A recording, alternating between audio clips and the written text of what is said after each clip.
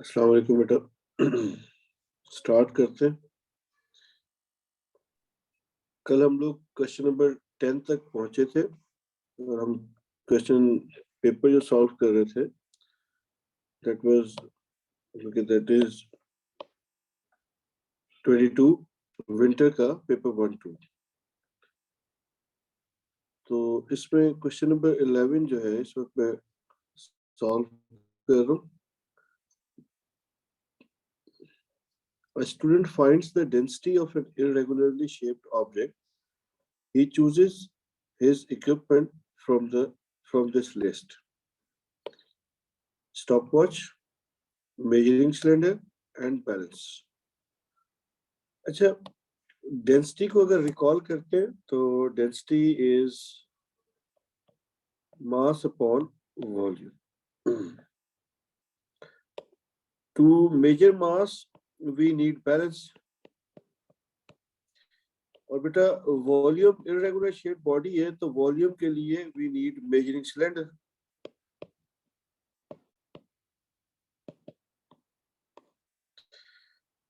तो इसका मतलब स्टॉप वॉच की जरूरत नहीं है डेंसिटी की मेजरमेंट के लिए। अगर इररेगुलर शेप बॉडी का अगर आप वॉल्यूम की मेजरमेंट को सोचे तो आप इस तरह करते थे ना, ये कि अगर आपके पास मेजरिंग सिलेंडर है, इसमें ये लिक्विड का लेवल आपने रीड किया दैट इज V1, फिर आपने इसके अंदर ऑब्जेक्ट प्लेस किया, लिक्विड राइज कर जाएगा दैट इज V2। तो वॉल्यूम ऑफ ऑब्जेक्ट जो है वो आपके पास आ जाता था V2 माइनस V1। तो स्टॉप वॉच की जरूरत नहीं है, 2 और 3 आर रिक्वायर्ड होंगे। तो दिस इज इनकरेक्ट, 1 और 2 1 डी ऑप्शन। तो D is the correct option हमारे पास। तो क्वेश्चन नंबर 11 का जो हमारे पास आंसर बना वो ऑप्शन डी बना। अच्छा, अब ये जो है सो नेक्स्ट ये मोमेंट्स का क्वेश्चन है। A uniform beam is pivoted at its center. ये सेंटर पे pivoted है। The two weights are placed on the beam in positions shown and beam is balanced by upward force F. ये दो load लगे हुए हैं, एक लोड ये है और दूसरा लोड ये है हमारे पास। What is the size of F? F का साइज हमें यानी F का मैग्नीट्यूड फाइंड करना है। तो ये इक्विलिब्रियम में हमें प्रिंसिपल ऑफ मोमेंट अप्लाई करना पड़ेगा। तो पहले तो हम मोमेंट्स देख लेते हैं कौन कौन से मोमेंट्स हैं।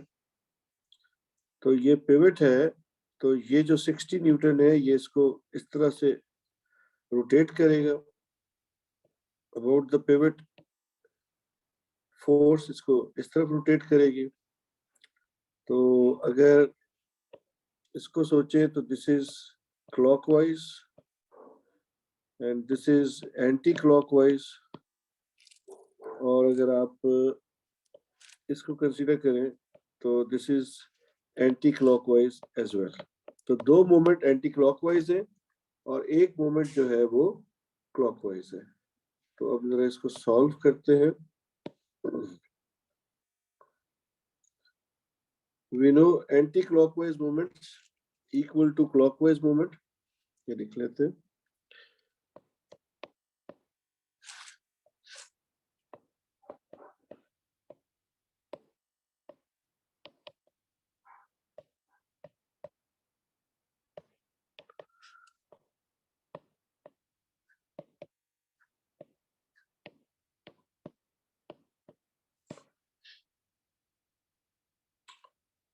ठीक है बेटा, क्लॉकवाइज और एंटी क्लॉकवाइज मूवमेंट एक दूसरे के इक्वल है, ये हमने लिखा। अच्छा, एक चीज तो रह गई, ठहरे, ये चीज तो हमने आइडेंटिफाई नहीं की। ये फोर्स 60 न्यूटन की है, इसका परपेंडिकुलर डिस्टेंस ये बनेगा। तो इस फोर्स का परपेंडिकुलर डिस्टेंस आ गया 30, यानी 60 into 30 is our clockwise turning effect. और अगर इस फोर्स F को सोचते हैं तो इस F का परपेंडिकुलर डिस्टेंस पिवट तक ये बनेगा, दैट इज 20 प्लस 30 यानी टोटल 50। F का 50 बनेगा परपेंडिकुलर डिस्टेंस। और अगर इस 30 न्यूटन को सोचते हैं तो इसका परपेंडिकुलर डिस्टेंस बेटा ये बनेगा 40 सेंटीमीटर। ठीक है, तो इसका मतलब ये है कि अगर मैं इसको यहीं पे ही सॉल्व कर लूं ताकि डिस्टेंस सामने नजर आ रहे हैं, तो यहाँ लिख लेते हैं। तो ये बनेगा बेटा हमारे पास क्लॉकवाइज मूवमेंट हम ले लेते हैं पहले। तो that is 60 into 30। Anti clockwise movement ये this 30 into this distance, 30 into 40 plus F into 50। F का ये डिस्टेंस बनेगा। ठीक है, तो अब ये बन गया 63180, तो ये 1800 और ये आ गया 1200 प्लस 50F। तो ये बन जाएगा बेटा 600 अपॉन 50। तो दिस इज 12 न्यूटन। तो बी ऑप्शन।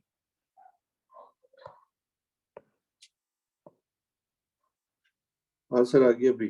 तो हमने क्या किया बेटा, हमने क्लॉकवाइज और एंटी क्लॉकवाइज मोमेंट्स के परपेंडिकुलर डिस्टेंसेस देख लिए। सबसे पहले मैंने क्लॉकवाइज कंसीडर किया, 60 मल्टीप्लाइड बाय 30, ये आ गया क्लॉकवाइज मोमेंट। देन बेटा मैंने this anti clockwise moment 30 multiplied by this 40, ये मैंने यहाँ पे प्लेस किया। फिर एंटी क्लॉकवाइज एक और मोमेंट था, that is F multiplied by this perpendicular distance, that is 50, ये मैंने यहाँ रख दिया। इसके बाद मैंने इसको सिंप्लीफाई किया तो we get F equal to 12 newton, that is our answer. ठीक है, ये हमारे पास टोटल वर्किंग हो गई इसकी। मेरा ख्याल है कि इसमें कोई प्रॉब्लम नहीं है। Now the next question, 4 objects of equal mass rest on table. The center of mass of each object is labeled G. Center of mass को G से लेबल किया गया. Which object is least stable? Least stable. तो किसी भी object के लिए अगर हम देखते थे कि जो ऑब्जेक्ट, कोई भी ऑब्जेक्ट कितना स्टेबल है, उसके लिए हम क्या कहते थे? उसके लिए हम कहते थे कि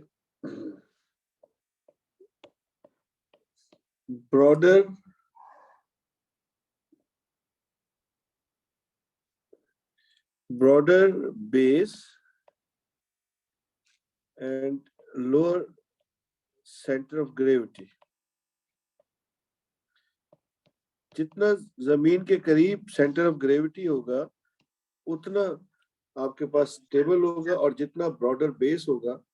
तो अब वो बात कर रहा है, वो कह रहा है कि ये था स्टेबिलिटी के लिए. अगर लीस्ट स्टेबल करेंगे तो जितनी नैरोअर बेस होगी और नैरोअर उसका जितना हायर सेंटर ऑफ ग्रेविटी होगा उतना ही ज्यादा वो स्टेबल नहीं होगा, लेस स्टेबल होगा. तो इस डायग्राम को देखते हैं. तो इसमें ये जो ए ऑप्शन है ये तो सबसे ज्यादा स्टेबल है. ट्रायंगुलर, आपको याद भी होगा मैं यही कहता था, ट्रायंगुलर शेप बॉडीज जो होती है वो सबसे ज्यादा स्टेबल होती है क्योंकि इनका बेस भी ब्रॉड होता है और इनका सेंटर ऑफ ग्रेविटी भी लोअर होता है. और हमने शायद नोट्स में लिखा भी हो, ये जो सेंटर ऑफ ग्रेविटी है तो ये इसकी पोजीशन जो है ये वाली, ये h/3 पे होती है. बहरहाल इतनी डिटेल जरूरत नहीं है. आपके पास ब्रॉडर बेस है, लोअर सेंटर ऑफ ग्रेविटी है, ये बहुत ज्यादा स्टेबल है. तो ये हमें चाहिए, वी नीड लीस्ट स्टेबल. तो इनमें सबसे हायर सेंटर ऑफ ग्रेविटी जो है वो बी ऑप्शन में, और बेस भी सबसे कम बी की है. So our answer is option B. हमारा आंसर ऑप्शन बी है. बाकियों की तरफ जाने की जरूरत ही नहीं है. सबसे higher centre of gravity B का है और बेस भी सबसे नैरो इसी की है, सबसे कम इसी की है. दैट्स व्हाई ये हमारे पास जो है आंसर बन जाएगा. ठीक है. इसमें जो क्लॉकवाइज और एंटी क्लॉकवाइज टर्निंग इफेक्ट आप सोचते हैं, उसके लिए अगर आप याद करें, क्लास में मैं यहाँ पे थंब रखता था पिवट के ऊपर और अपनी फिंगर्स को in the direction of force. ये फोर्स जो है, ये फोर्स अपने थंब को आप यहाँ पे रखें और अपने फिंगर्स को यहाँ रखें, और फोर्स के एरो की डायरेक्शन में अगर आप फिंगर्स को मूव करेंगे तो फिंगर्स यूं जाएंगी, आपकी रिस्ट यूं रोटेट करेगी, फिंगर डाउनवर्ड जाएंगे, रिस्ट यूं रोटेट करेगी. That is clockwise rotation. इस तरह से हमने प्रैक्टिस की थी क्लास में, आप लोग रिकॉल करें.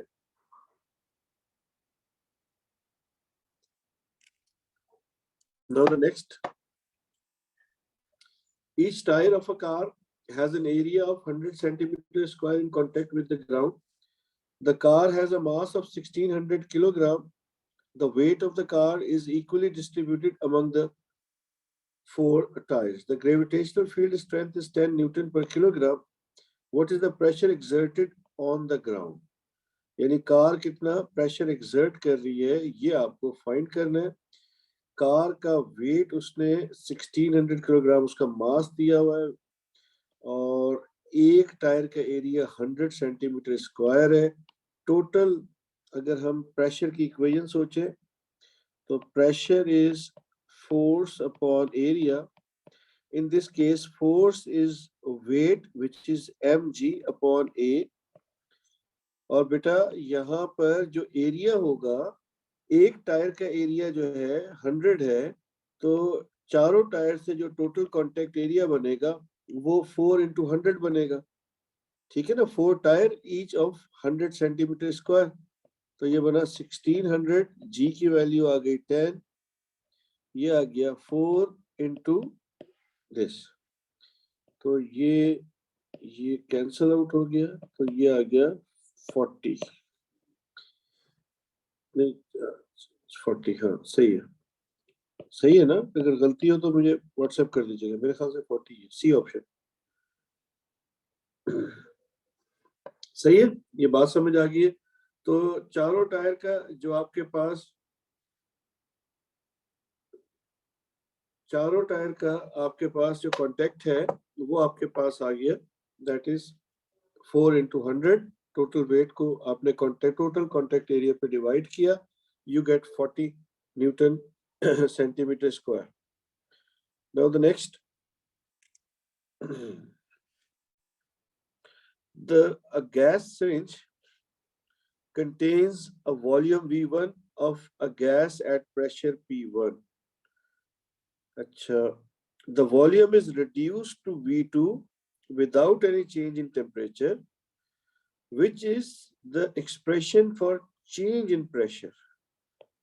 चेंज इन प्रेशर की आपको एक्सप्रेशन फाइंड करने को कह रहा है, और आपने जो यहाँ पे है ये आपके पास जो है चेंज इन प्रेशर अगर आपको फाइंड करना है,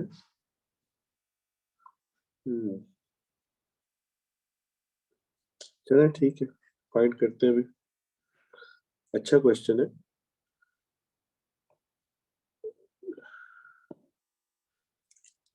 So we know that when the pressure is constant, temperature is constant, P1 V1 is equals to P2 V2. ये आपके पास सिरिंज है, यहाँ पे इसका वॉल्यूम प्रेशर P1 है और वॉल्यूम V1 है। उसके बाद उसने कहा है, क्या किया उसने, the volume is reduced to V2, volume reduce किया उसने। अच्छा जी, अब ये वॉल्यूम हो गया रिड्यूस होके V2। इस वक्त इसका प्रेशर P2 है। Then he is asking for the expression for the change in pressure. तो बेटा चेंज इन प्रेशर का एक्सप्रेशन मांग रहा है, तो let delta P be change in pressure.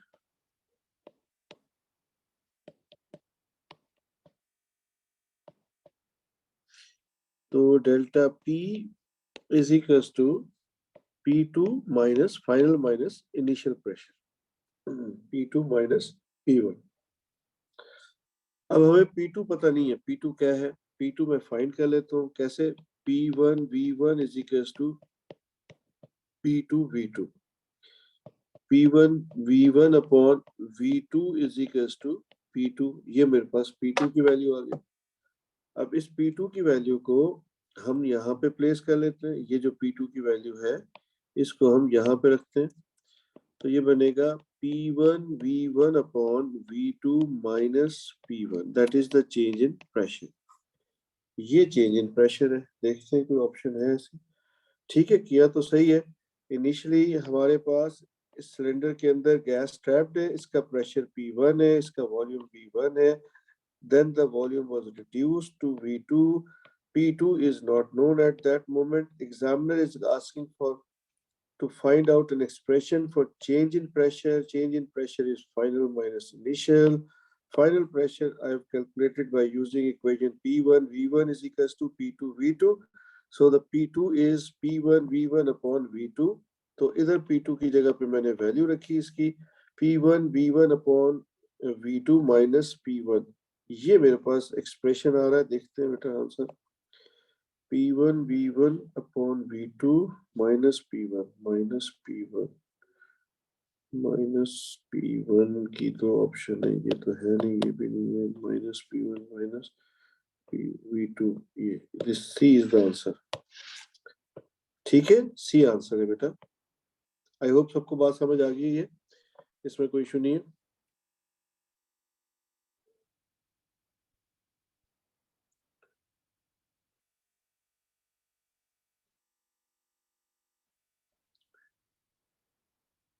Now, next question. A constant force F pulls a block of weight W up the slope, यानी ये इसको up the slope फोर्स लेके जा रही है, this one, और how much work is done by F in pulling the block up the slope। F का work done ढूंढना है बेटा। तो यहाँ पर वर्क डन की इक्वेशन रिकॉल करें। वर्क डन की इक्वेशन क्या होती थी, वर्क की इक्वेशन थी force multiplied by distance covered along the force. So in this case, the force is F and the distance covered along the force is L. ये force है और जो distance इसके along cover हो रहा है that is L. So force multiplied by L यानी F into L. So force आ गई F और distance आ गया L. FL. That's the answer. B option. That's our correct option. B. ठीक है, force multiplied by distance covered along the force. Now the next one. Next one हमारे पास है कि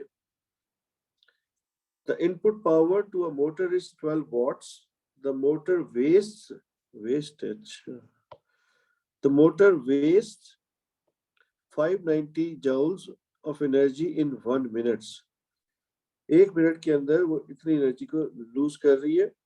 motor का input 12 what है. Efficiency of हमने find कर.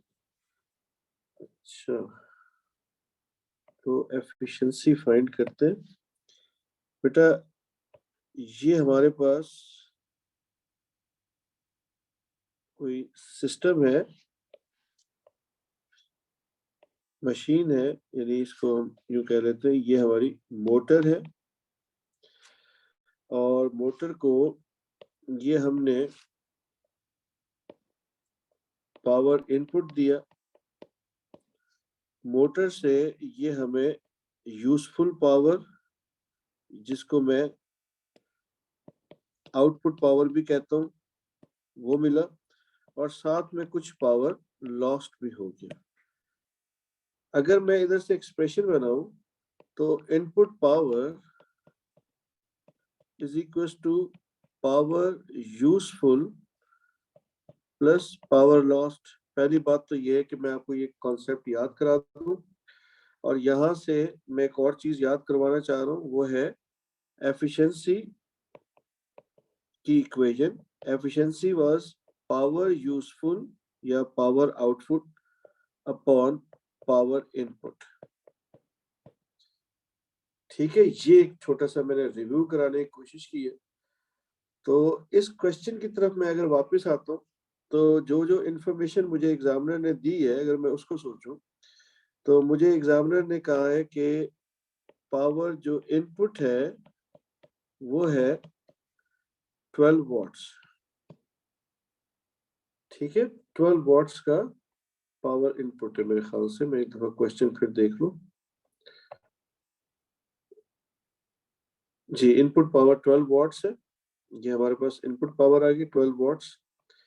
और जो पावर लॉस हो रहा है, वो जो पावर लॉस है वो हमारे पास कितना है बेटा? पावर वेस्ट या एनर्जी जो वेस्ट हो रही है, एनर्जी जो वेस्ट हुई वो हमारे पास है 590 जूल्स. ठीक है.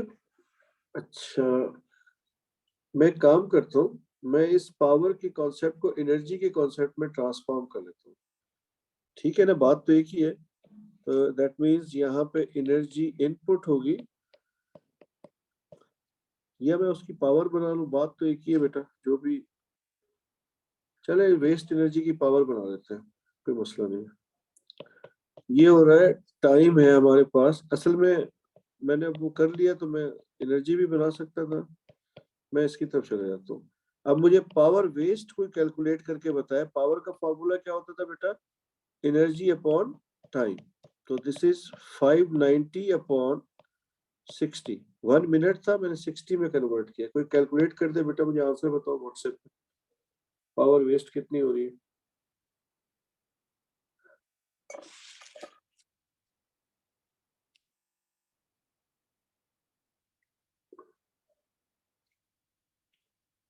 नाइन 9.83. अच्छा, 9.83 वेस्ट हो रही है. ओके, तो we need power for efficiency, we need useful power. For efficiency, we need useful power. तो यूजफुल पावर हमारे पास कितना बनेगा बेटा? अब दोनों यहाँ पे वैल्यूज रख लेते हैं। तो पावर यूजफुल की इक्वेशन में लिख देता हूँ, पावर यूजफुल, पावर इनपुट है 12 और लॉस्ट हुआ है 9.83। बेटा इनको माइनस करके बताओ मुझे आंसर।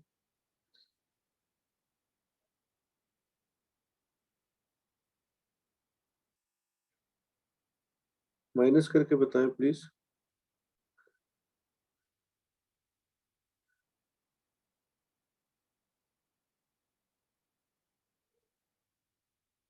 2.17। तो बेटा 2.17 वॉट्स हमारे पास यूजफुल आ गया। Now it's 2.17 upon input is 12 into 100। बेटा एफिशिएंसी बताओ कितनी आती है?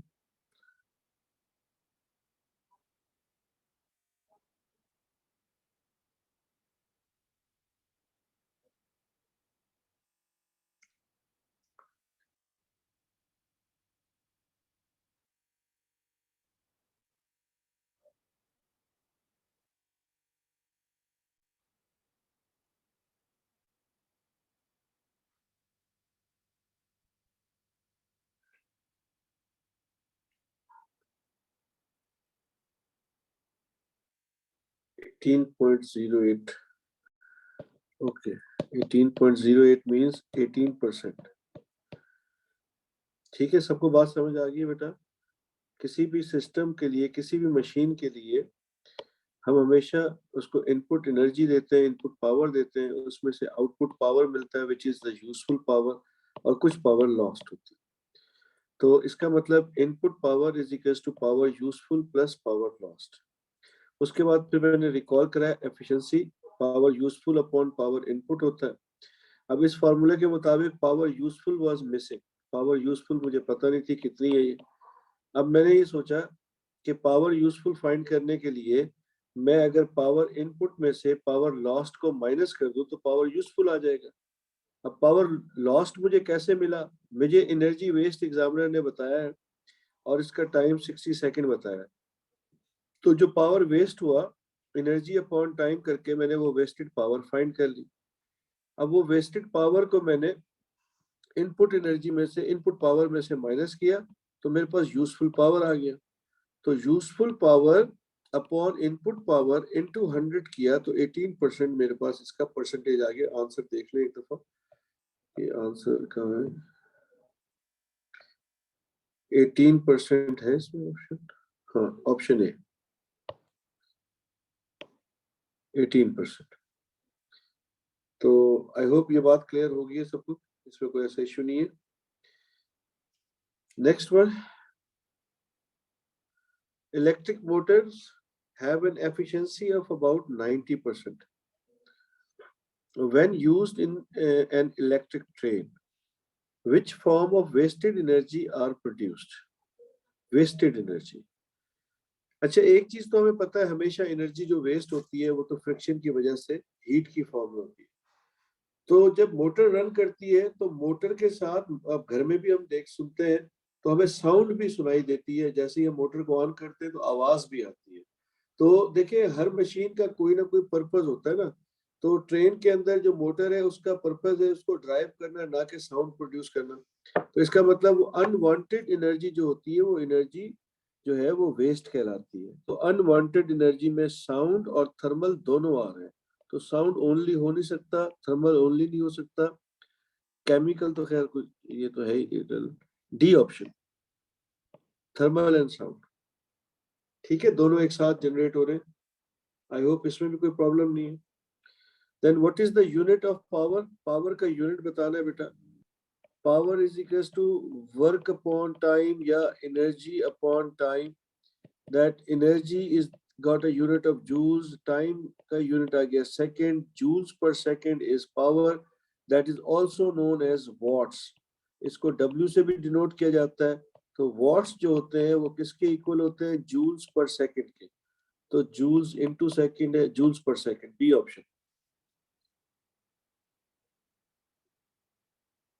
ठीक है, आई होप इसमें भी ये आसान थे वैसे ये क्वेश्चंस तो। अच्छा, ये किसका है?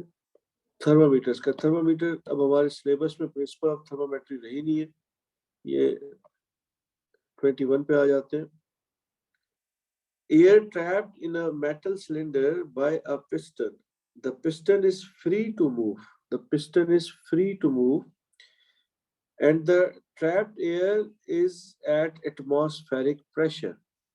Okay, that means the examiner is telling us that the piston is free to move, और इसके अंदर ये गैस है, और इस जो गैस है इसके ऊपर यहाँ से एटमॉस्फेरिक प्रेशर है और ये गैस का प्रेशर है, और अगर पिस्टन इस वक्त रुका हुआ है तो एटमॉस्फेरिक प्रेशर और गैस का प्रेशर एक दूसरे के इक्वल है। ठीक है, अच्छा जी। The cylinder is in hot water, cylinder को उसने हॉट वाटर के अंदर प्लेस कर दिया, तो you know that heat flows from hotter to lower temperature regions, तो हीट फ्लो करेगी, गैस जो होगी वो हीट को एब्जॉर्ब करेगी। जब गैस हीट को एब्जॉर्ब करेगी तो फिर क्या होगा, गैस का जो फ्री टू मूव पिस्टन था वो अपनी इनिशियल पोजीशन, अगर उसकी इनिशियल पोजीशन यहाँ है, यहाँ से मूव करके वो समवेयर यहाँ पे आ जाएगा। ठीक है, ऊपर चला जाएगा, यानी वॉल्यूम में इंक्रीज आ जाएगा। अब जरा सोचे, सवाल को जरा देखते, सवाल में पूछता क्या है। The cylinder is taken out of the water and left to cool. The cylinder is taken out of the water and left to cool. Okay, इसको यहां से फिर पानी से बाहर निकाल के इसको, what happens to the mass of the air in the cylinder and its pressure as it cools। अच्छा, ये तो सिलेंडर जो है, ये तो फोर साइड जो है इसकी उससे ट्रैप हुई हुई है इसके अंदर एयर, तो मास तो चेंज होना नहीं है बेटा। तो मास डज नॉट चेंज, ये बात ठीक है, मास डज नॉट चेंज, ये ऑप्शन गलत है, सी और डी डिस्कार्ड कर दिए। अब बेटा जब इसको हमने ये एक्सपेंड कर गया, यानी यहां से आप इसको सोचे, ये मूव करके जब यहाँ आया, इस डायग्राम में मैंने मेंशन किया, ये यहाँ आ गया पिस्टन। अब जब ये कूल डाउन होगा तो हीट इसमें से बाहर स्केप करेगी, जब हीट स्केप करेगी तो पिस्टन डाउनवर्ड मूव करेगा, जब पिस्टन डाउनवर्ड मूव करेगा तो दोबारा से पिस्टन के अंदर जो गैस है, ये गैस का प्रेशर है बेटा, और ऊपर से एटमॉस्फेयर का प्रेशर है, ये दोनों एक दूसरे के दोबारा बराबर हो जाएंगे। समझे आप मेरी बात को, गैस कूल डाउन होती जाएगी और पिस्टन नीचे जाना शुरू होगा, और एक सर्टेन लिमिट पर जाते जाते ये दोबारा आके रुक जाएगा। जैसे ये पिस्टन जहाँ रुकेगा वहां पर गैस का प्रेशर एटमॉस्फेरिक प्रेशर के बराबर होगा। तो इसका मतलब प्रेशर भी चेंज नहीं हो रहा, मास भी चेंज नहीं हो रहा। बी ऑप्शन गलत है। The correct option is option A. Option A इसका करेक्ट आंसर है। तो क्योंकि इसमें से जब गैस को, जो सिलेंडर है इसको निकाल के बाहर रखा गया, ये कूल डाउन करेगा, तो गैस अपनी हीट एनर्जी को लूज करेगी आहिस्ता आहिस्ता। जो इसका पिस्टन है वो ग्रेजुअली नीचे जाना शुरू होगा, जाते जाते एक वक्त आएगा कि वो जाकर स्टॉप कर जाएगा। और स्टॉप करने का मतलब ये है कि उस वक्त एटमॉस्फेरिक प्रेशर और गैस का प्रेशर एक दूसरे के इक्वल हो जाएगा। इसलिए बेटा हमारे पास कोई भी चीज इसमें चेंज नहीं होगी। मास तो इसलिए चेंज नहीं हो रहा कि आपके पास जो है वो ट्रैप हुई हुई है, क्या कहते हैं इसको, मास ट्रैप हुआ है, एयर ट्रैप हुई हुई है, और जो गैस का प्रेशर है वो फाइनल प्रेशर जो है एटमॉस्फेरिक प्रेशर के बराबर होगा। इसलिए इसका आंसर ऑप्शन ए है। तो ये हमारे पास यहाँ तक मैंने जो है इसको सॉल्व कर लिया। मैं भी वेव के क्वेश्चन सॉल्व नहीं कर रहा, कुछ स्टूडेंट्स ने अभी तक वेव्स का ये पोर्शन नहीं पढ़ा हुआ, लाइट वाला, और ये तो प्रोबेबली नेक्स्ट वीक तक वो पढ़ चुके होंगे। तो इस हफ्ते में अभी सिर्फ मैं जो है फोकस करूंगा कि हमारे पास जो है ये भी लाइट की क्वेश्चंस हैं, ये भी लाइट की है। ठीक है, तो मैं ये पहले 20 क्वेश्चन 21 क्वेश्चन जो है यही सॉल्व करा लेता हूँ अभी पहले फेज में। ठीक है बेटा, तो मेरा ख्याल है इसमें कोई ऐसे मुश्किल क्वेश्चन नहीं थे। कल में एक दो क्वेश्चन कल मुश्किल मिले थे, इसमें आज तो खैर हमें इतना कुछ ऐसा टफ नहीं मिला। तो ये हमारे पास जो है ये जो है ये आसान सा पोर्शन था। तो बहरहाल ये जो है हमारा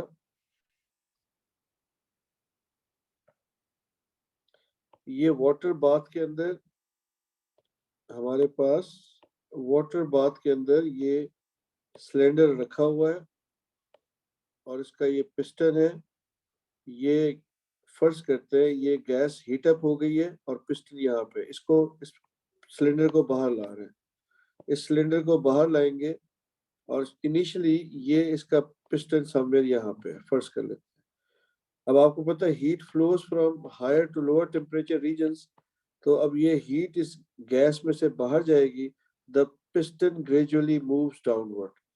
अच्छा, एक बात और भी सोचे ना आप कि जैसे ही गैस का टेम्परेचर सराउंडिंग के टेम्परेचर के बराबर होगा तो तब तो हीट फ्लो नहीं करेगी, ठीक है ना। उसके बाद पिस्टन फर्दर नीचे नहीं जाएगा। वो सिनेरियो क्या होगा उस वक्त जब ये सिचुएशन अराइज करेगी तो ये बाहर से एक्सटर्नली एटमॉस्फेरिक प्रेशर है और नीचे गैस का प्रेशर है। भैया आप खुद सोचे ना, अगर गैस का प्रेशर बढ़ेगा तो पिस्टन ऊपर चला जाएगा, अगर एटमॉस्फेरिक प्रेशर बढ़ेगा तो पिस्टन नीचे आएगा। तो जैसे जैसे गैस कूल डाउन होती जा रही है गैस का प्रेशर कम होता जा रहा है, एटमॉस्फेयर का बढ़ता जा रहा है, इसलिए पिस्टन नीचे जा रहा है। और एक वक्त ऐसा आएगा कि गैस और एटमॉस्फेरिक प्रेशर दोनों एक दूसरे के इक्वल होंगे, तभी तो पिस्टन मूव नहीं कर रहा, इसलिए pressure stage same, option A बनेगा। आई होप ये बात सही है, क्लियर होगी। ये कुछ लोगों को कंफ्यूज कर रही थी, दैट्स व्हाई मैंने इसको दोबारा से समझाने की कोशिश की। तो आई होप ये बात समझ आ गई है बेटा। तो अब कल जो है नेक्स्ट पेपर के साथ इंशाल्लाह काम करेंगे, आज इसको यहीं पे एंड कर लेते हैं। तो एक छोटा सेशन कल भी रख लेंगे, जिंदगी रही तो अब आप लोगों से कल मुलाकात होगी। अल्लाह हाफिज बेटा, टेक केयर।